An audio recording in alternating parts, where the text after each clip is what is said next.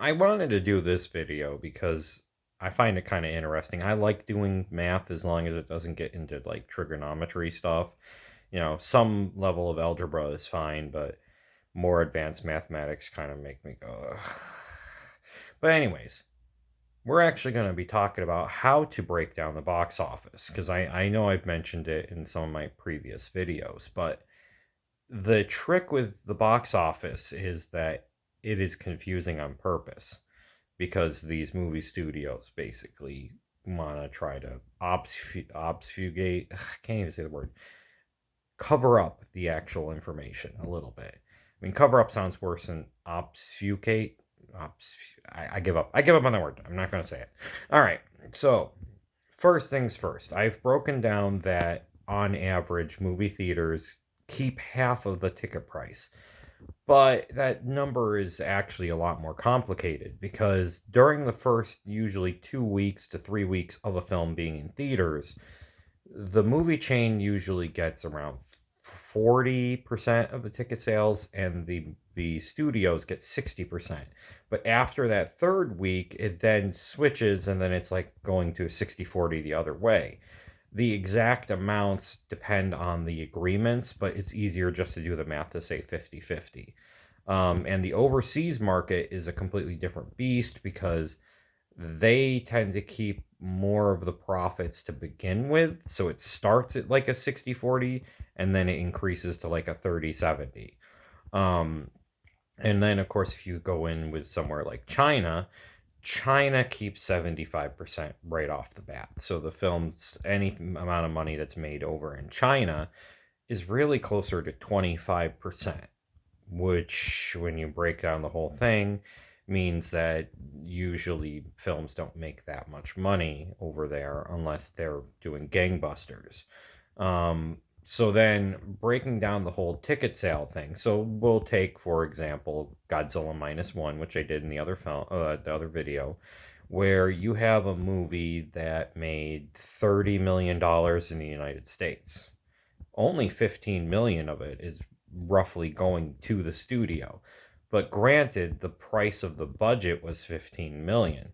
So when you look at that, even though it says that it has grossed over $45 million, it really hasn't.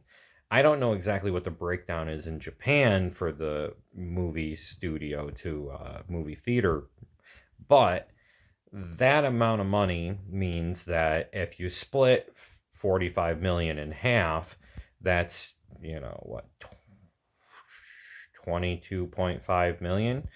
And if you say it was 5 million for the advertising, because I don't know how much the advertising budget was for this film, then it would have been $20 million.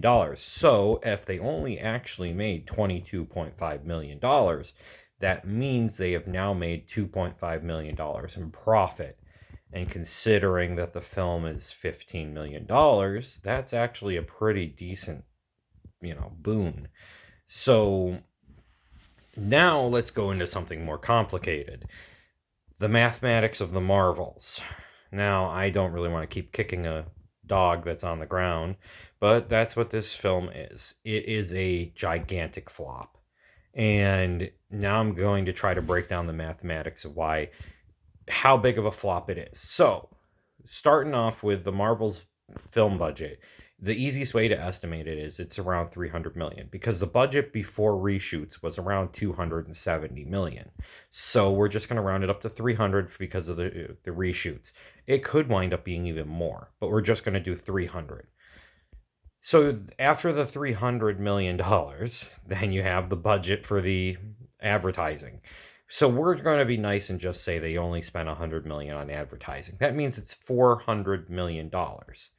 That means in order for it to break even for 2.5%, 2.5 times, it would need $900 million to break even. However, again, even though that's what it says for what it needs to break even, that's not actually how much it didn't lose $700 million because the film stopped right around 200 million at the box office. They're not even going to report it because they're barely making $80 a movie theater at this point. They're in the hundreds of thousands a day, not in the millions. And it's very likely the film will not hit 200, but it definitely will not hit 210. Um, so we're just going to say they made $200 million. So if you take the whole way of breaking down the cost, that means that they have actually only made $100 million. But you also don't sit there and multiply the amount made. So if it's $400 million between the budget of creating the film and the advertisements, and they only made 100 million, that means they've only lost 300 million, not much more.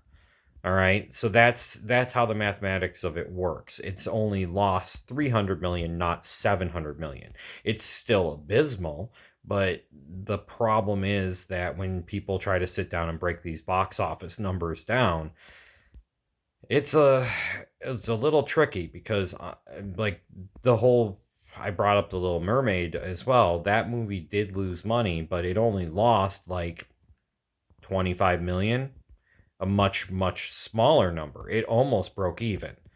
But on the flip side, the Marvels has no chance in hell of breaking even. They are going to lose massive amounts of money. And this is just the simplest way of breaking down the math. And let's just take Barbie, for example. I think Barbie's budget was like $100 million.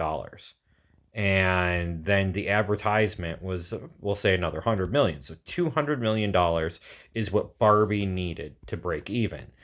That movie made over $1 billion. So even if you split that amount down half and say they made 500 million, then that means that they at least made $300 million profit. They did very well. They did very well with Barbie. And even though I didn't care for the film, a lot of people did. That movie made a ton of money. Oppenheimer made a ton of money.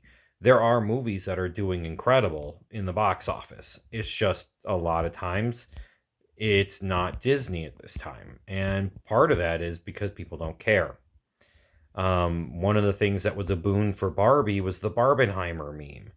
Godzilla Minus One has incredible word of mouth, but a lot of these projects that Disney keeps putting out do not have good word of mouth, don't have meme culture going on. And when you go and insult the fans, who are the ones who are buying their product, it should be no surprise when they don't buy your product anymore.